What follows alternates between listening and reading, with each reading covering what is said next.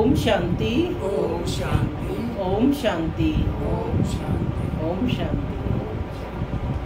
आज 14 जून 2025 प्रातः मुरली ओम शांति बापदादा मधुबन। आज मीठी मधुर मुरली में बाबा ने कहा कि तुम बच्चों को थर्ड आई ऑफ नॉलेज यानी समझ की तीसरी आंख बाबा ने दी है, ज्ञान चक्षु हम आत्माओं को दी। तो बाबा कहते कि किसी भी देहधारी में तुम्हारी दृष्टि नहीं डूबनी चाहिए, माने तुम्हें आत्मिक दृष्टि से ही सबको देखना है। साथ ही बाबा आज बच्चों को सावधानी दे रहे हैं कि ये जो पुरानी दुनिया है अब गई की गई, तो इससे भी बेहद का वैराग्य करना है। माने पुराने स्वभाव, पुराने संस्कार, पुरानी देह, पुरानी दुनिया, पुराने संबंध संपर्क सब से नष्टो मोहा बनना है, वैरागी बनना है। क्योंकि बाबा कहते हैं अंत में ये कुछ भी काम नहीं आना है। तो परमात्मा की डायरेक्शन है कि मुझ परम आत्मा को यथार्थ रूप में जान याद करो, जिससे कि आत्मा के विकर्म विनाश होंगे। सुनते हैं आज के डायरेक्ट ईश्वरीय महावाक्य। ओम शांति। बाबा कहते, मीठे बच्चे, तुम्हें अब ज्ञान का तीसरा नेत्र मिला है, इसलिए अब तुम्हारी आंख किसी में भी डूबनी नहीं चाहिए। आज की मुरली से प्रश्न है, जिन्हें पुरानी दुनिया से बेहद का वैराग्य होगा उनकी निशानी क्या होगी? जिन्हें पुरानी दुनिया से बेहद का वैराग्य होगा उनकी निशानी क्या होगी? क्या निशानियां होंगी उनकी?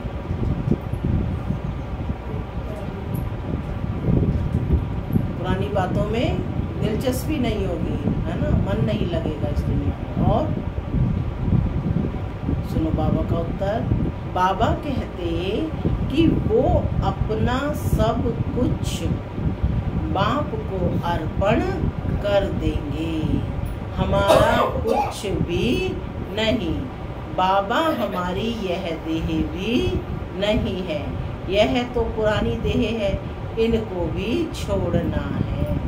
उनका मोह सबसे टूटता जाएगा, नष्टो मोहा होंगे। उनकी बुद्धि में रहता है कि यहाँ का कुछ भी काम नहीं आना है, क्योंकि यह सब हद का है। ओम शांति। माना मैं शांत स्वरूप आत्मा हूँ, शांति मेरा स्वधर्म है। बाबा कहते, मीठे बच्चे अब घर वापस जाना है। ओम शांति।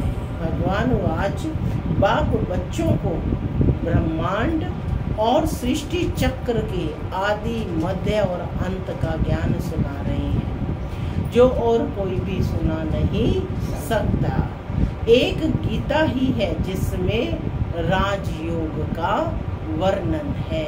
भगवान आकर नर से नारायण बनाते हैं, यह सिवाय गीता के और कोई शास्त्र में नहीं है। यह भी बाप ने बतलाया है।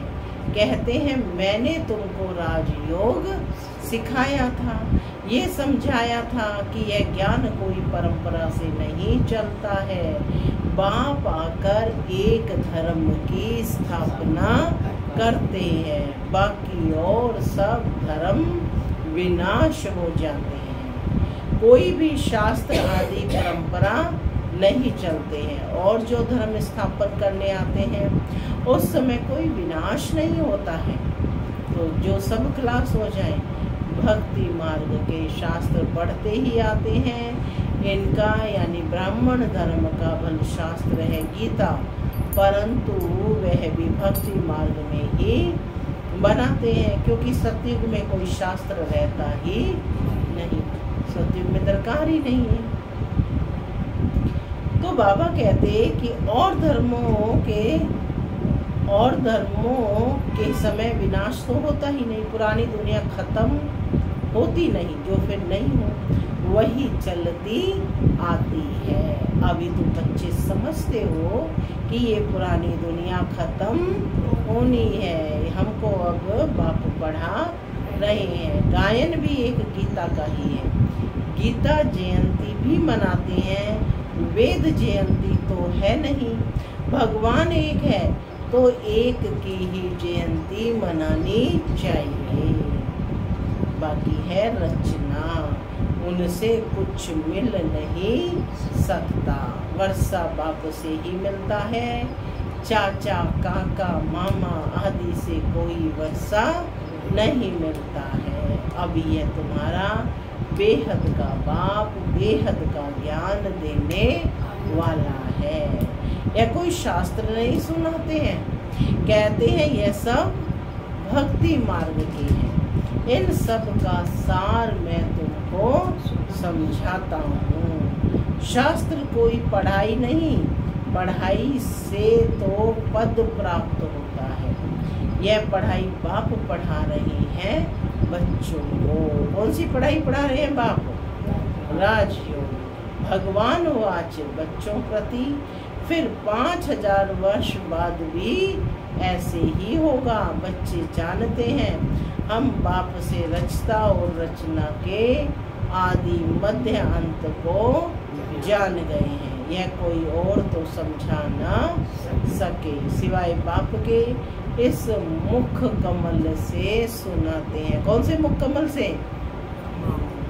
ब्रह्मा के मुख कमल से सुनाते हैं। भगवान का लोन लिया हुआ मुख है ना, जिसको गौ मुख भी कहते हैं। बड़ी माता है ना, इनके मुख से ज्ञान के वर्षंस निकलते हैं, न कि जल आदि। भक्ति मार्ग में फिर गौ मुख से जल निकलता हुआ दिखा दिया है।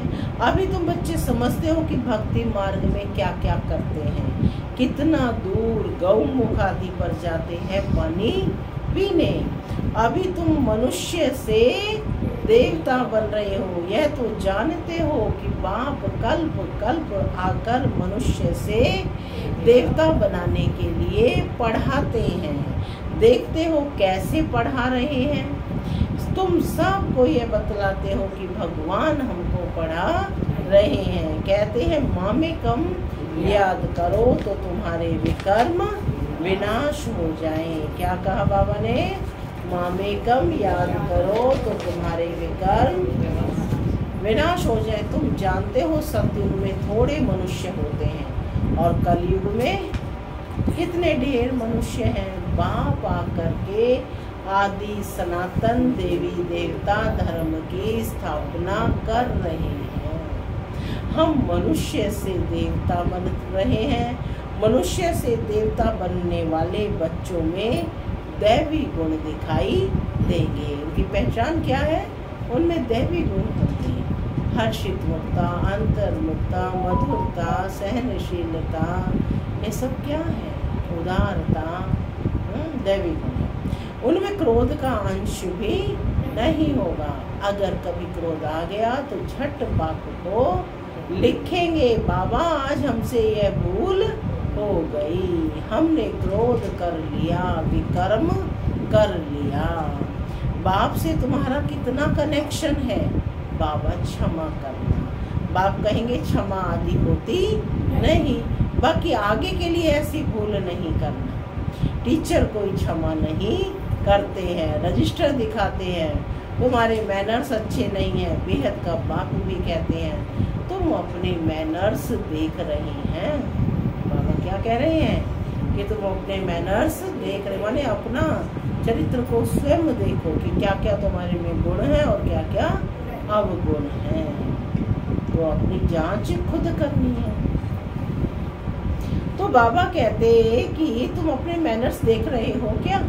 रोज अपना पोता मेल देखो, किसको दुख तो नहीं दिया, किसको तंग तो नहीं किया। दैवी गुण धारण करने में टाइम तो लगता है ना। देह अभिमान बड़ा ही मुश्किल से टूटता है। जब अपने को देही समझे तब बाप में भी लग जाए, नहीं तो देह के कर्म बंधन में ही बुद्धि लटकी रहती है।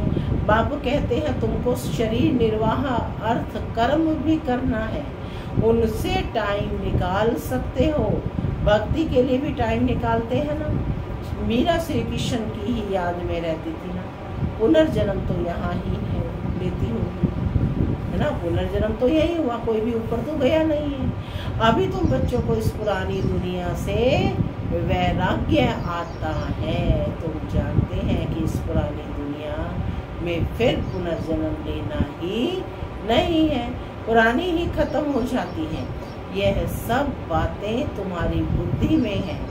जैसे बाबा में ज्ञान है वैसे बच्चों में भी है। यह सृष्टि का चक्र और कोई की बुद्धि में नहीं है। तुम्हारे में भी नंबर 1 है, क्योंकि ये भूल और अभूल, स्मृति और विस्मृति का खेल है ना।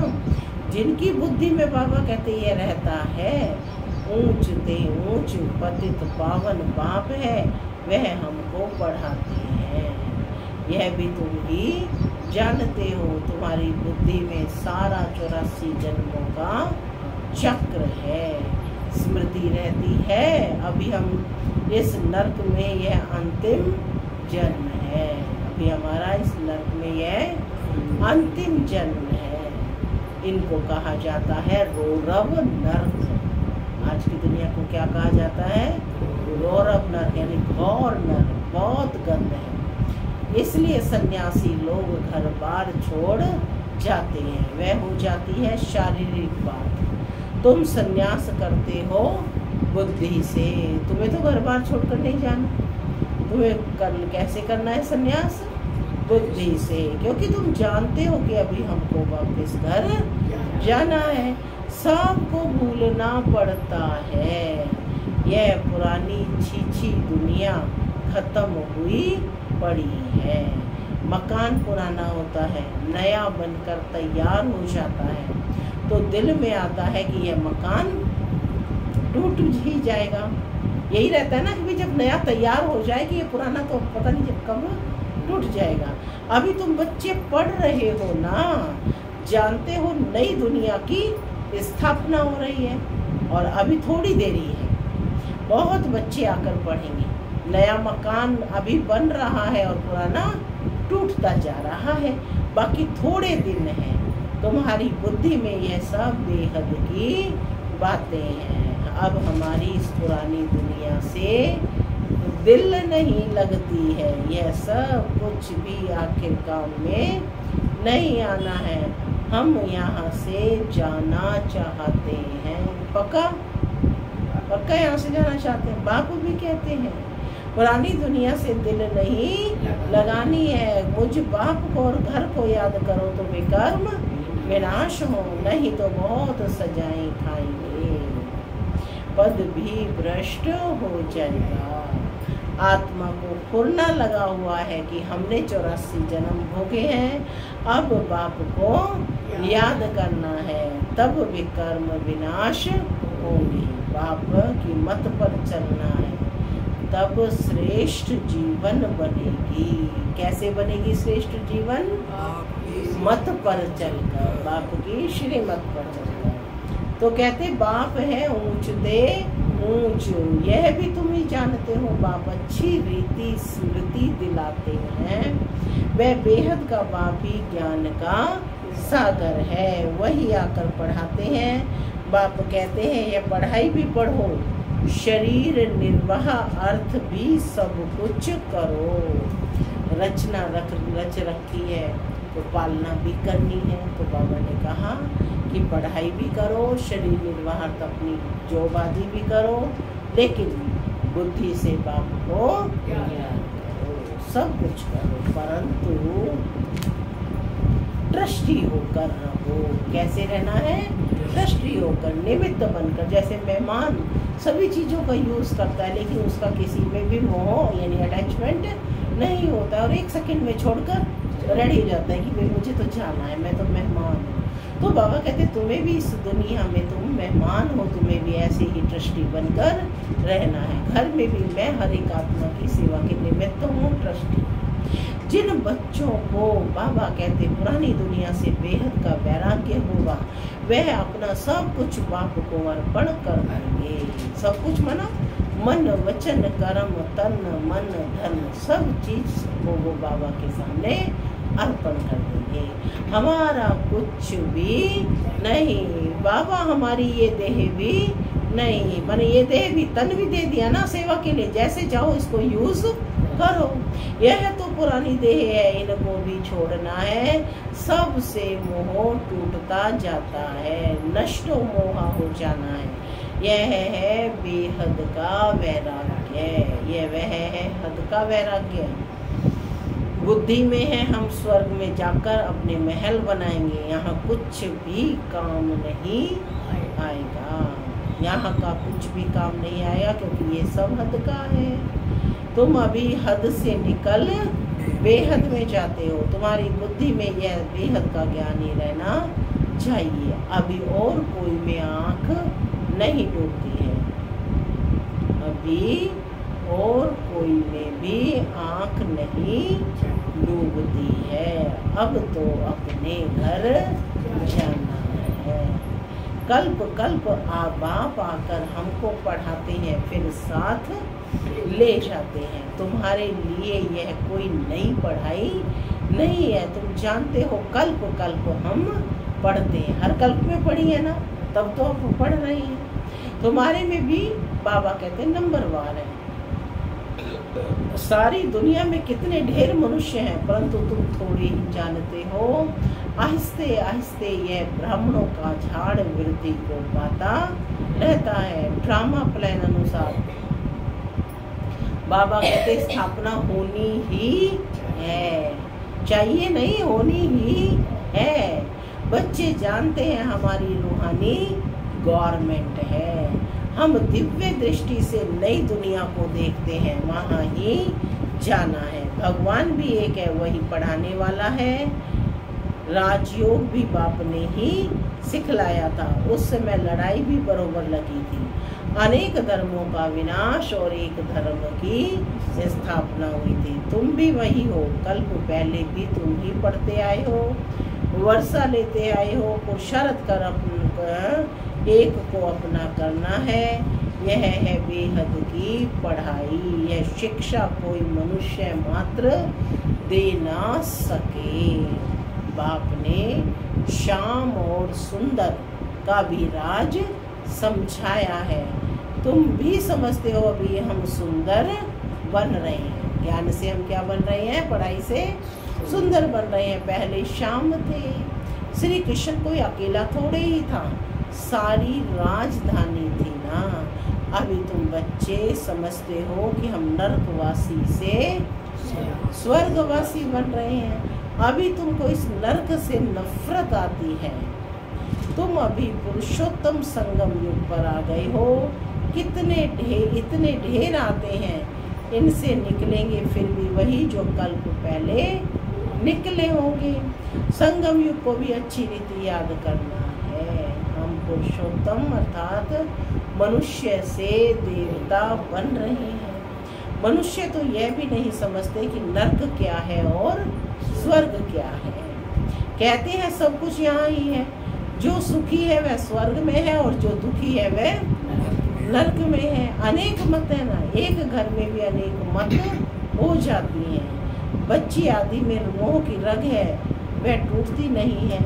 मोहवश कुछ समझते थोड़े ही कि हम कैसे रहते हैं। पूछते हैं बच्ची की शादी कराएं क्या, परंतु बच्चों को यह भी लॉ यानी नियम समझाया जाता है कि तुम स्वर्गवासी होने के लिए एक तरफ नॉलेज ले रहे हो और दूसरी तरफ पूछते हो उनको नरक में डालें क्या। पूछते हो तो बाबा कहेंगे जाकर करो। बाबा से पूछते हैं तो बाबा समझाते हैं इनका मोह है, अब ना करेंगे तो भी अवज्ञा कर देंगे। माने बाबा कहे कि मना कर दे तो भी मानेंगे कोई, फिर भी करेंगे। बच्ची की तो करानी ही है। बच्ची यदि ज्ञान में नहीं चलती है तो बाबा कहते बच्ची की तो शादी करानी है। बेटी को तो कोई भी नहीं बिठा के रखेगा। तो कहते नहीं तो संग दोष से खराब हो जाती है। बच्चों को नहीं करा सकते हैं, परंतु हिम्मत चाहिए ना। बाबा ने इनसे एक्ट कराया ना, इनको देखकर फिर और करने लग पड़े। घर में भी बहुत झगड़े लग पड़ते हैं। यह है कि झगड़ों की दुनिया, कांटों की दुनिया। ये है दुनिया कांटों का जंगल। एक दो को काटते रहते हैं। स्वर्ग को कहा जाता है गार्डन। यह है जंगल। बाप आकर कांटों से फूल बनाते हैं। कोई बिरले निकलते हैं। प्रदर्शनी में बल हाँ करते, परंतु समझते कुछ भी नहीं है। एक कान से सुनते और दूसरे कान से निकाल देते हैं। राजधानी स्थापन करने में टाइम तो लगता है ना। मनुष्य अपने को कांटा समझते थोड़े ही हैं। इस समय सूरत मनुष्य की भल है, परंतु सीरत बंदर से भी बदतर है। परंतु अपने को ऐसा कोई समझते नहीं है। तो बाप कहते हैं अपनी रचना को समझाना है। अगर नहीं समझते हैं तो फिर भगा देना चाहिए, परंतु वह ताकत चाहिए ना। मोह का कीड़ा ऐसा लगा है जो निकल ना सके। यहाँ तो नष्टो मोह बनना है। मेरा तो एक दूसरा ना कोई। कैसे बनेंगे नष्टो मोह? मेरा तो एक दूसरा ना कोई। अब बाप आया है लेने के लिए। पावन बनना है, नहीं तो बहुत सजाएं खाएंगे, पद भी भ्रष्ट हो जाएगा। अब अपने को सतो प्रधान बनने का ही कोना लगा हुआ है। शिव के मंदिर में जाकर तुम समझा सकते हो। भगवान ने भारत को स्वर्ग का मालिक बनाया था, अब वे फिर से बना रहे हैं। कहते हैं सिर्फ माँ में कम याद करो। अच्छा, मीठे मीठे सिक्के लदे बच्चों प्रति माता पिता बाप दादा याद करो। रूहानी बाप की रूहानी बच्चों को नमस्ते। हम रूहानी बच्चों की रूहानी माता पिता बाप दादा को याद प्यार गुड मॉर्निंग और नमस्ते। सदा रहो हंसते, बनो फरिश्ते, चलो। धारणा के लिए मुख्य सार। पहला, इस पुरानी दुनिया से बेहद का वैरागी बन अपना सब कुछ अर्पण कर देना है। हमारा कुछ भी नहीं, यह देह भी हमारी नहीं। इनसे मोह तोड़ बनना, मोह नष्टो मोहा बनना है। दूसरा पॉइंट है, किसी की भी ऐसी कोई भूल नहीं करनी जो कम रजिस्टर पर दाग लग जाए। क्या कहते बाबा? कभी भी ऐसी कोई भूल नहीं करनी जो रजिस्टर पर दाग लग जाए। सर्वदैवी गुण धारण करने हैं। अंदर क्रोध का जरा भी अंश ना हो। आज का वरदान है कहना, सोचना और करना। इन तीनों को समान बनाने वाले ज्ञानी तू आत्मा भव। अभी वानप्रस्थ अवस्था में जाने का समय समीप आ रहा है, इसलिए कमजोरियों को, मेरेपन को व व्यर्थ खेल को समाप्त कर कहना, सोचना और करना समान बनाओ। तब कहेंगे ज्ञान स्वरूप। जो ऐसे ज्ञान स्वरूप ज्ञानी तू आत्माएं हैं, उनका हर कर्म, संस्कार, गुण और कर्तव्य समर्थ बाप के समान होगा। वे कभी व्यर्थ के चित्र खेल नहीं खेल सकते। सदा परमात्म मिलन के खेल में बिजी रहेंगे। एक बाप से मिलन बनाएंगे, औरों को बाप समान बनाएंगे। स्लोगन है, सेवाओं का उमंग छोटी छोटी बीमारियों को मर्ज कर देता है। अब व्यक्ति इशारे आत्मिक स्थिति में रहने का अभ्यास करो। अंतर्मुखी अर्थात मुख और मन का मौन रखने वाले। मुख का मौन तो दुनिया में भी रखते हैं, लेकिन यहाँ व्यर्थ संकल्प से मन का मौन होना चाहिए। जैसे ट्रैफिक करते हो तो व्यर्थ की ट्रैफिक को कंट्रोल कर सकते हो, वैसे बीच बीच में एक दिन मन के व्यर्थ का ट्रैफिक कंट्रोल करो। ओम शांति।